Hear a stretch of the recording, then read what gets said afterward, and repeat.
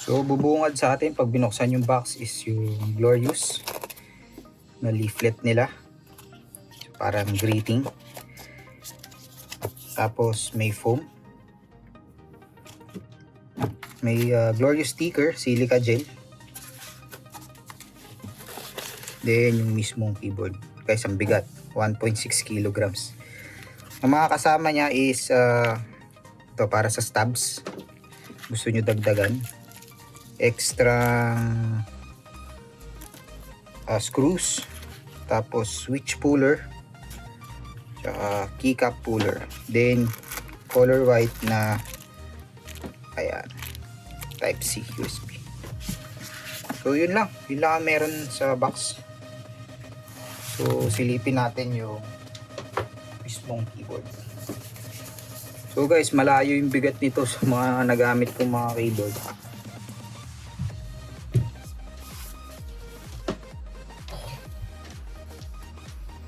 Aluminum CNC body. So maramdaman mo talaga yung bigat niya.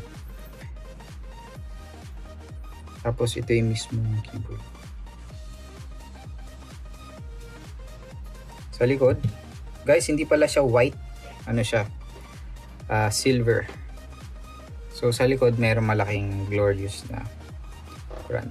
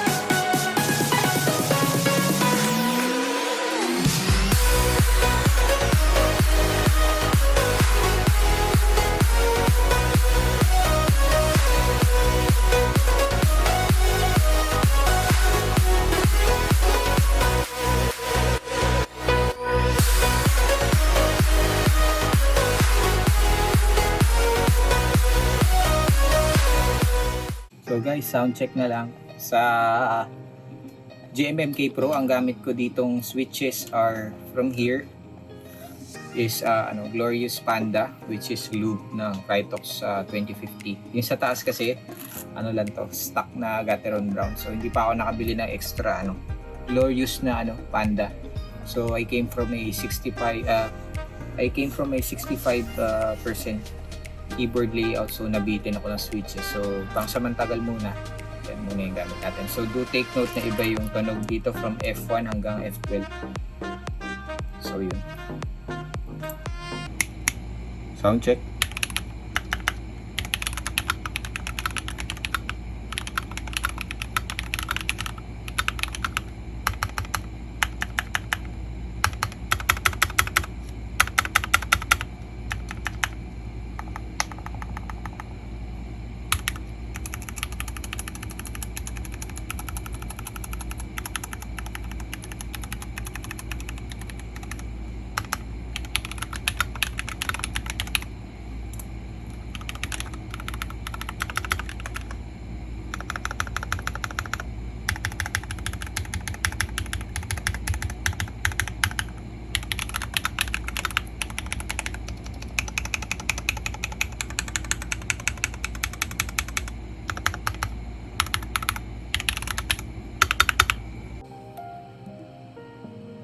So guys, yung layout pala niya is 75%.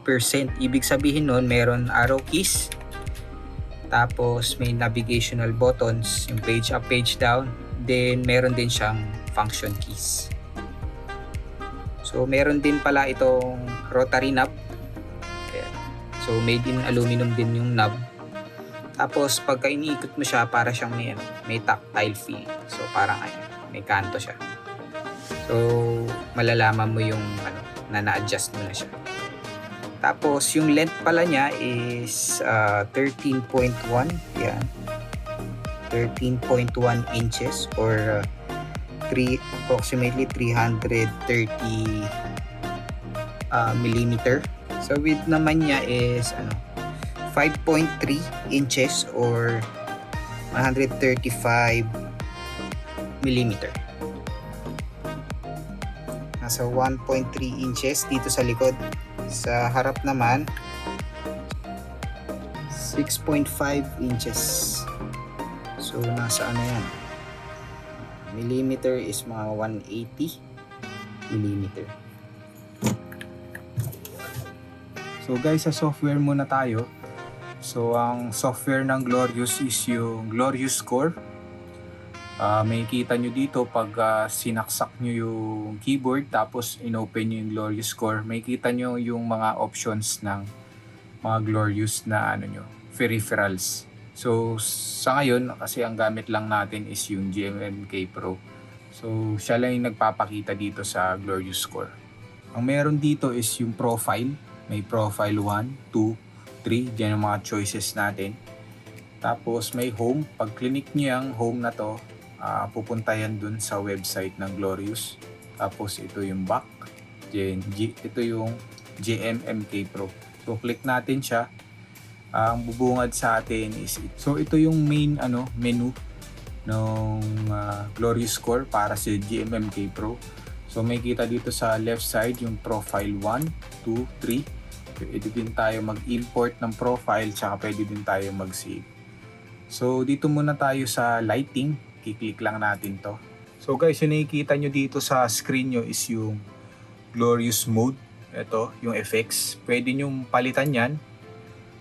Ito, Wave 1. Save natin para makita nyo itsura. Ayan siya, para siyang umaalon.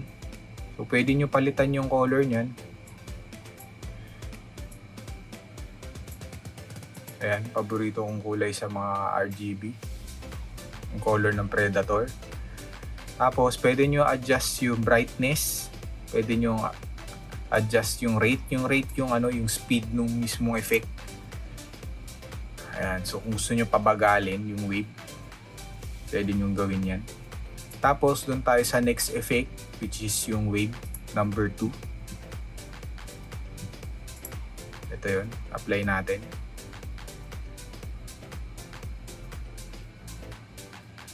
Hindi ko sure kung anong pinagkaiba nila.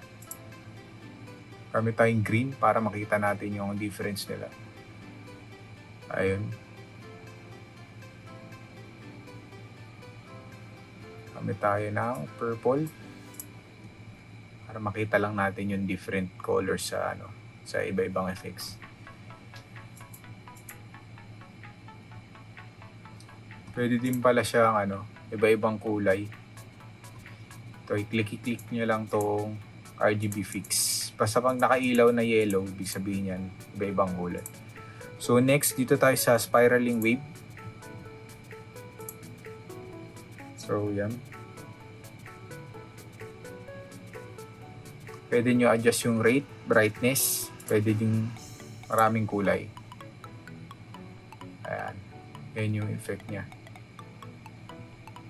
Parang umiikot siya dito sa gitna. Parang ganyan. Umiikot siya pa ganun. So next is yung acid mode. Panagamit to. Ayan yung effect niya. So hindi ka makakapamili ng color sa cycle siya. Next is yung breathing mode. Ito yung usual yung ginagamit ko lang. Pili lang ako ng color. Tapos pwede mong palitan yung speed nung paghinga ng RGB. Pwede mo din babaan yung brightness. Tapos pwede din multiple colors. So yan. Tapos next is normally on. Ayan, yung parang naka-ano lang siya, naka-steady. Ito yung steady.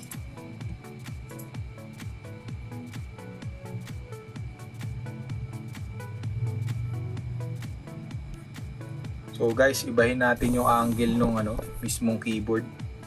Kasi meron siyang diffuser para makita nyo. Sa gilid. Ayan. Kuha tayo ng mas better angle. Ayun. Para kita nyo. Pasensya na, ngayon lang napalitan. Tapos, ang next effect is ripple graph.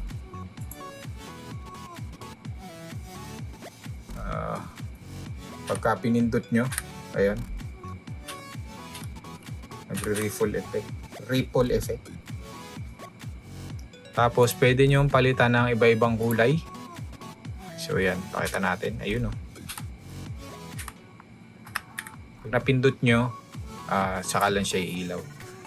So, pwede kayong mamili ng isang kulay lang.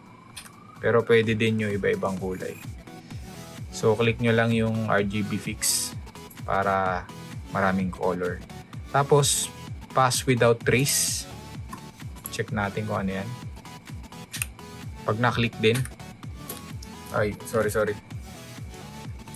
Pag na-click din to, so nakikita nyo pag na-click parang may naiiwan na kulay na RGB.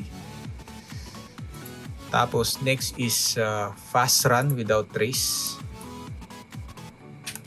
Ayan. Yung parang buong row yung umiilaw. Ayan. So next is Matrix 2. Iban naman natin yung kulay. Ayan. So yung parang sa Matrix, yung parang mga letters na nahuhulog. So pwede ni iba-ibang kulay yan. Ayan.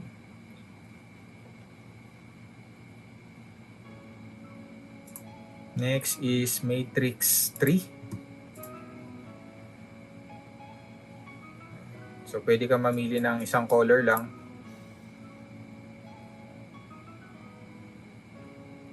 Pwede din namang iba-ibang color.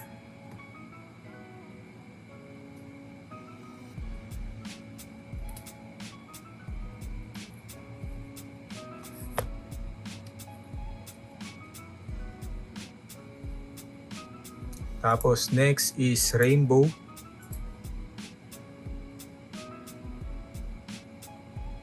Ayan.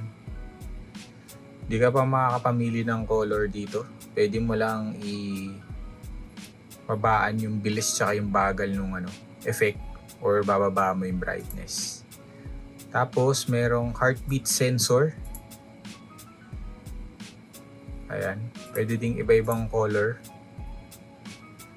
para siyang disco. Next is digit times. Pwede kang mamili ng color like purple. Purple ba yan? Parang blue. To pink. Yan. Tapos pwede ding iba-ibang color. So next is Kamehameha. So from Dragon Ball. Ayan.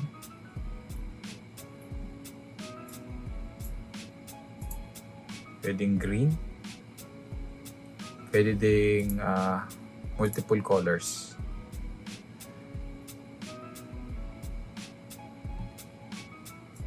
Next is ping pong. O tayo ibang color. Ayan. So parang bumabalik-balik from one side to another. So pwedeng iba-ibang kulay din.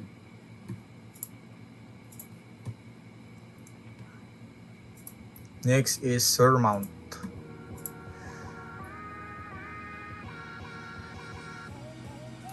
Check natin. Not sure kung ano yung effect niya. So single color lang siya. So nakikita ko kasi is nagpa-flash lang yung nasa gilid niya. And then yung last effect is yung LED off. Yan. So gamit ko lang is yung balik natin sa stock, sa glorious mode. Tapos guys, pwede din per key. So kung wari ito, testing natin.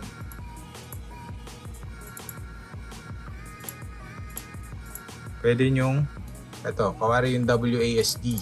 Gusto nyong gawin pula. Pipindutin nyo lang tong pencil.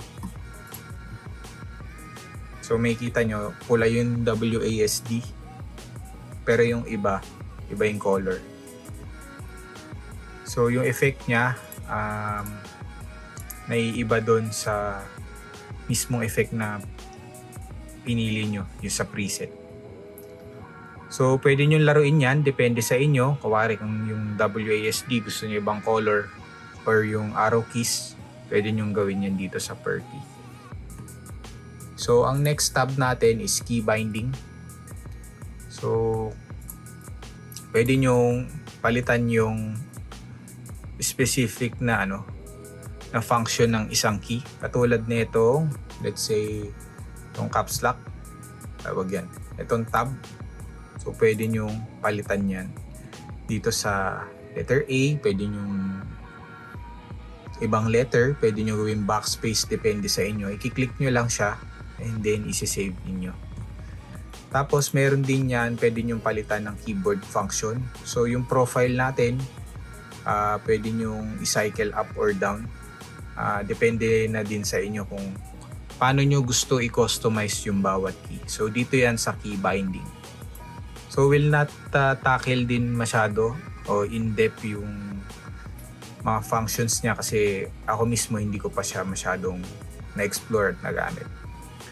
So upon na rin siguro sa paggamit ninyo or sa preference nyo, personal preference. Pero I myself hindi ako masyadong gumagamit ng key binding kasi kumpleto na yung keys nung mismong keyboard. So 75% yung layout niya. So mayroon na siyang arrow keys and navigational keys. Bukod doon meron pa siyang volume knob tapos function keys. So wala ka na masyadong kailangan hanapin pa. And then yung last tab niya is yung performance. So ang pwede lang palitan dito is yung polling rate, 1000 Hz, 500, 250 or 125. So leave it at stock na lang, which is 1000 for maximum performance din. So I advise na go with 1000 na lang. So guys, bali impressions lang natin about sa short review natin ng GMMK Pro. Para sa akin, sa mga nagbabalak mag-hobby ng keyboards at sa mga nagsisimula pa lang, this is a great option for a bare bones kit. So, fantastic yung ano niya, yung build quality. Cannot stress enough talaga yung build niya. Sobrang quality. CNC aluminum, tapos aluminum frame ang ginamit. So, expect nyo na matibay siya. So, ramdam mo na premium yung keyboard. So, hindi lang siya talagang mahal. Talagang mahal din kasi yung pyesa na ginamit sa kanya. So, gasket mounted din pala siya. And yung kasama niya in stock is aluminum frame. Tapos, lube na rin yung stubs ng shift keys, backspace, tsaka enter, and syempre yung space. Sa unit ko nga pala, may napansin ako yung parang na-over yung pagka-lube sa backspace tsaka sa enter. Pero nung katagalan naman, nung nagamit ko siya, nawala yung siya. Parang yung pakiramdam na mushy. Yun. So, tingin ko hindi naman siya issue over time. So, yung note ko lang din pala guys, yung napansin ko is yung support niya, yun dito, is saktong-sakto dun sa kabling kasama niya.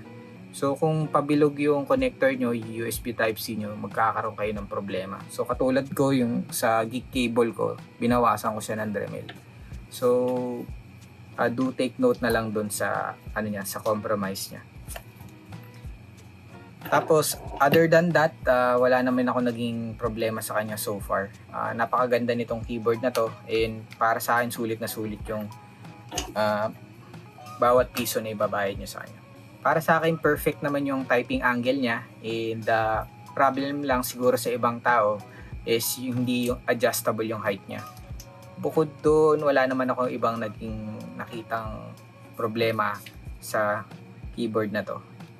So, thumbs up para sa kay Glorious para sa pagbibigay ng entry, hindi masabing entry, parang siya, bare bones kit na option na going na rin din siya sa price ng enthusiast, pero mas mura naman siya compared kung bubuo ka ng keyboard from scratch, kasi usually galing sa ibang bansa yan, tapos mag-aantay ka. So at least yung binigay sa atin ni Glorious na option is bare bones na. Kailangan mo na lang is lagyan siya ng switches tapos ng keycaps, so makapamili ka. So para sa akin, maganda tong keyboard na to. So I hope may natutunan kayo sa simple review natin ng Glorious GMMK Pro. And kung may katanungan kayo, feel free na mag-comment dyan sa comment section. So maraming salamat sa inyo, and hope to see you soon sa susunod nating mga vlogs. Maraming salamat!